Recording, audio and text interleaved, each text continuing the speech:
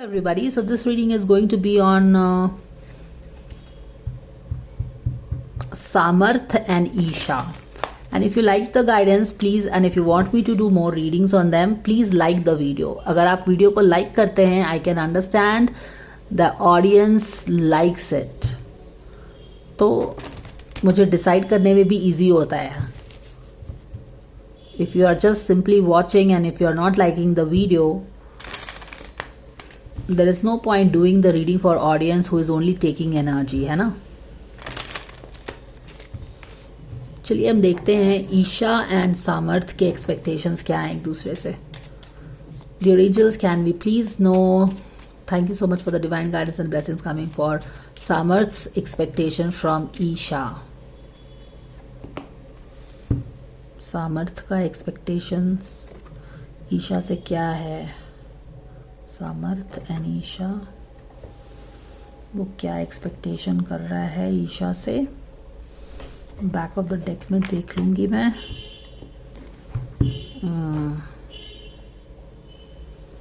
क्या एक्सपेक्टेशन है सामर्थ का ईशा से? इक्वल गिव एंड टेक तो था ही. Walk away from something.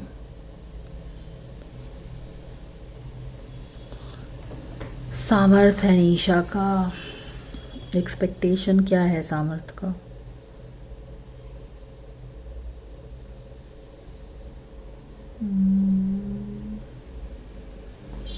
यहाँ पे तो definitely he is expecting certain kind of a balance from her. Equal give and take वो एक्सपेक्ट करता है ईशा से.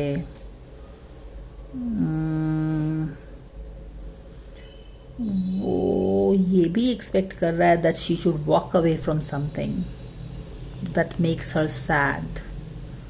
ठीक है ना. तो फर्स्ट चीज जो वो ये बंदा इस बंदी से एक्सपेक्ट करता है ना, एक equal give and take expect करता है वो. ठीक है.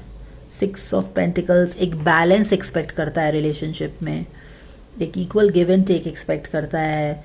जितना वो देता है वो भी शायद उतना ही एक्सपेक्ट करता है. इस तरह की चीज़ें हैं. बैलेंस एक्सपेक्ट करता है definitely.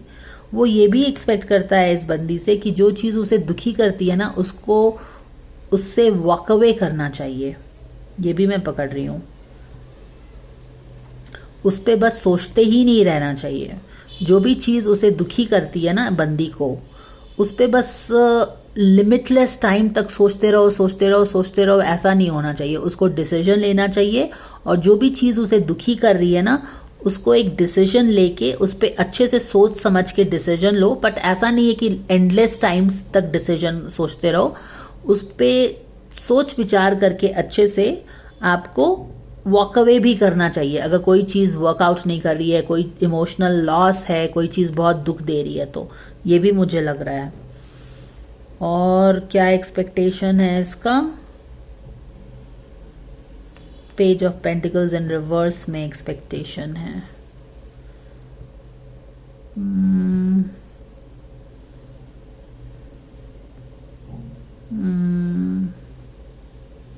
She should walk away from something that is not making her happy, जो कि इमोशनल डिससेटिस्फैक्शन क्रिएट कर रहा है. वो बोल रहा है कि इससे तुमको वॉक अवे करना चाहिए सोच समझ के. और ये तो मुझे लग रहा है केव में जाके समझो, रिफ्लेक्शन करो. किसी प्रोजेक्ट पे काम करने के पहले वो बहुत उसको कुछ सोचने के लिए बोल रहा है.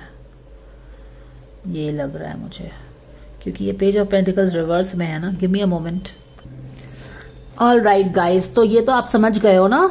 और यहाँ पे मुझे ऐसा लग रहा है जैसे कि किसी चीज पे आगे बढ़ने के पहले वो उसको बोल रहा है थोड़ा सोच समझ के बढ़ो. ठीक है. नेवरदलेस एक इसका क्लैरिफायर हम यहाँ से उठा के देख लेते हैं कि पेज ऑफ पेंटिकल्स रिवर्स क्यों एक्सपेक्टेशन है उसका.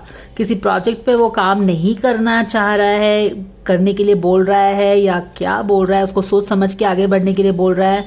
Dear angels, can we please have a clarifier for the page of pentacles here in reverse so that we can understand. और ये कार्ड हमें बुम से आया है. 9 ऑफ कप्स इन रिवर्स है.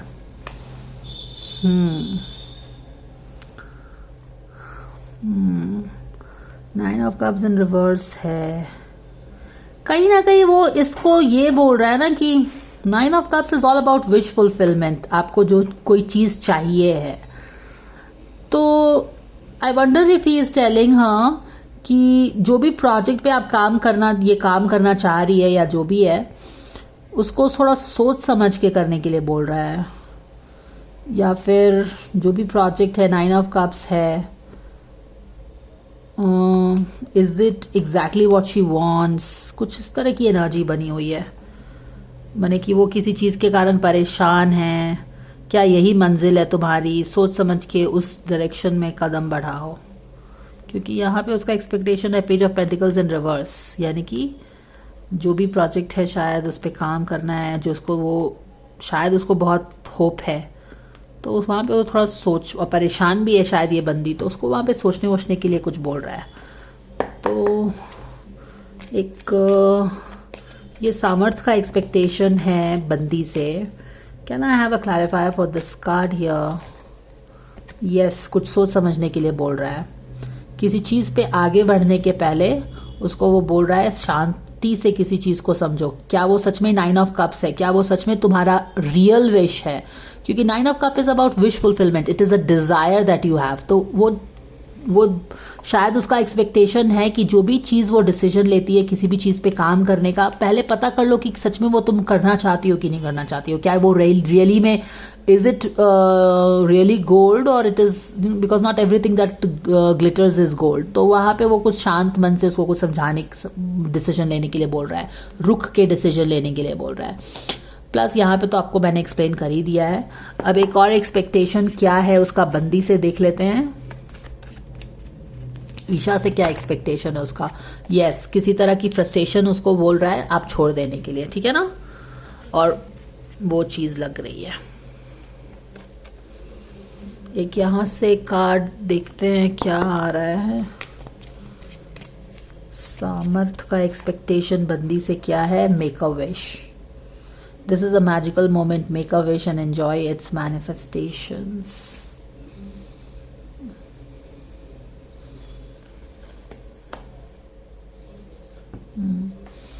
कुछ चीज को आगे छोड़ के आगे बढ़ने की एनर्जी है, वो चीज को फॉलो करो जो तुम सच में चाहती हो। 9 ऑफ कप्स, विश फुलफिलमेंट यहाँ पे भी रिफ्लेक्ट हुआ है। लेकिन are you chasing the right things? इस तरह की एनर्जी आ रही है मुझे, ठीक है। मेक अ विश भी है, chase the right things, think and chase the right things, ये आइडियाज आ रहा है, ठीक है। अब हम नेक्स्ट वीडियो में बढ़ेंगे।